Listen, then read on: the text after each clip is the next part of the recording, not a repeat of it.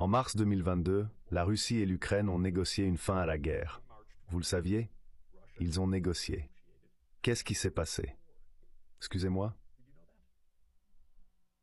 Non, ce n'est pas ce qui s'est passé. Ce qui s'est passé à la table des négociations, c'est que les États-Unis leur ont dit de ne pas négocier. C'est ce que les États-Unis leur ont dit. Cela est maintenant clair de multiples sources. Et si vous voulez entendre une description très intéressante de cela qui montre à quel point c'est bizarre, Naftali Bennett, qui était alors le Premier ministre d'Israël et un médiateur officieux, a dit « Nous en étions au 7e brouillon et ils étaient sur le point de parvenir à un accord. Et puis les États-Unis l'ont arrêté. Il a dit « Je ne pense pas qu'ils auraient dû l'arrêter, mais ils pensaient que c'était important à cause de la Chine. » Vous plaisantez? Il faut une certaine imagination pour penser de cette manière, mais c'est ce qui s'est passé, et j'ai entendu cela de toutes parts. Donc, ce n'est vraiment pas hors de notre portée d'avoir un résultat négocié à cela. Pas du tout hors de notre portée. Permettez-moi d'insister un peu sur ce point. D'une part, vous dites que toutes les options sont possibles, donc vous ne savez pas quoi. Mais d'autre part, vous affirmez que la diplomatie ne fonctionne vraiment plus. Alors, quels sont les véritables résultats finaux ici? Karl von Clausewitz a dit « Une guerre pousse toujours aux extrêmes à moins qu'il n'y ait un accord de paix ou une défaite totale de l'adversaire. Aucune de ces options n'est en vue pour le moment. Donc, les combats continuent. Quels sont ces extrêmes quand il n'y a pas de diplomatie, des décisions prises sur le champ de bataille? Cela conduirait-il à une fin, une guerre ouverte, totale? Est-ce une possibilité, y compris peut-être l'utilisation d'armes nucléaires? Il existe de nombreuses théories sur ce qui va se passer sur le champ de bataille. Avant d'en discuter, je veux mentionner que l'observation la plus célèbre de Clausewitz s'applique parfaitement ici. Il a dit que la guerre est la continuation de la politique par d'autres moyens. Nous sommes confrontés à des problèmes politiques, ce qui signifie qu'il existe un moyen de résoudre ces problèmes politiquement et non militairement. C'est la clé. Si c'était les délires d'un fou, ce serait différent. Mais il s'agit de politique, il s'agit de l'Ukraine et il s'agit de l'OTAN. Par conséquent, cela est susceptible de déboucher sur un résultat négocié. Je n'abandonnerai pas du tout cette idée. Maintenant, beaucoup de choses pourraient se produire. Cependant, une chose qui ne peut pas arriver, à mon avis, est que la Russie soit vaincue. La raison en est que si la Russie devait perdre dans un sens conventionnel, je crois que la Russie serait probablement amenée à escalader vers une guerre nucléaire. Mon interprétation est que la Russie voit cette question comme existentielle, et non comme hasardeuse, non comme un caprice, non comme un monde de rêve de Pierre le Grand, non comme la recréation de l'Empire russe, mais comme une menace existentielle. Que cela le soit ou non, c'est perçu de cette manière. Et il convient de noter que Poutine est loin d'être le plus dur des durs en Russie. Beaucoup de gens sont mécontents parce qu'ils croient que la Russie aurait pu intensifier ses efforts bien plus durement et plus rapidement, compte tenu de ses capacités. Une possibilité est que la Russie pourrait gagner sur le champ de bataille dans les mois à venir. Cela pourrait réellement se produire parce que, dans une guerre d'usure, un pays plus grand et plus puissant a souvent l'avantage. De plus, il est rapporté que les stocks de l'OTAN, y compris ceux des États-Unis, sont très bas.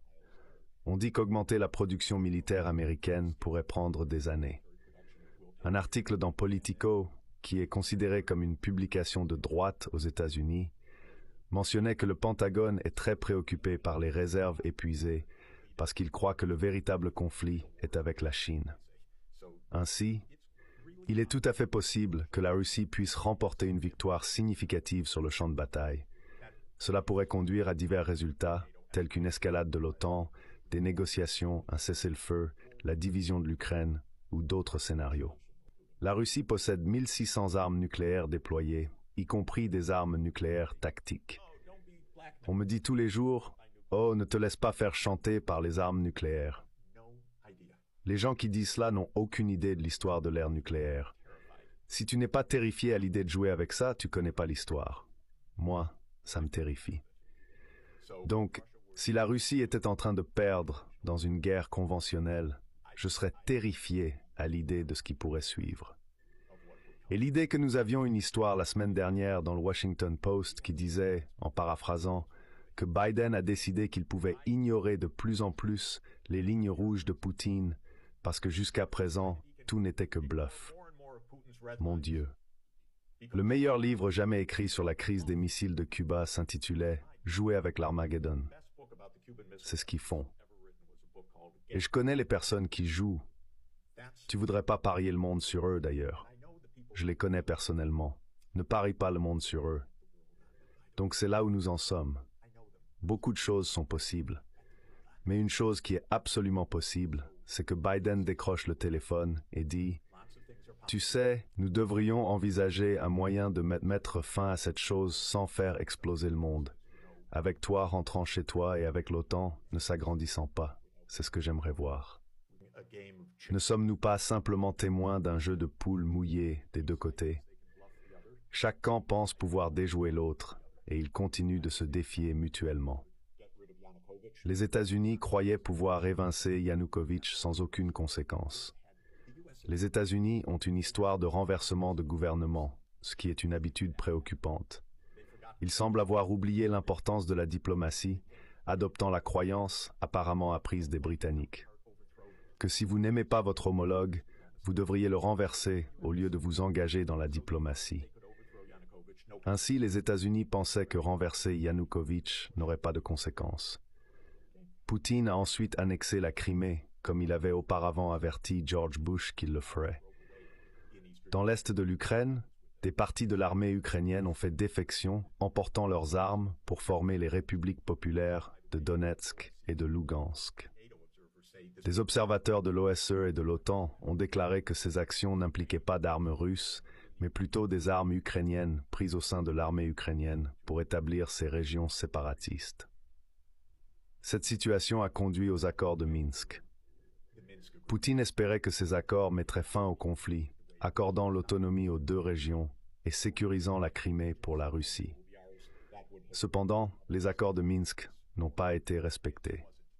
Lorsque le président Biden a pris ses fonctions, Poutine a demandé un arrêt de l'escalade, mais Biden a refusé, indiquant que l'Ukraine deviendrait membre de l'OTAN.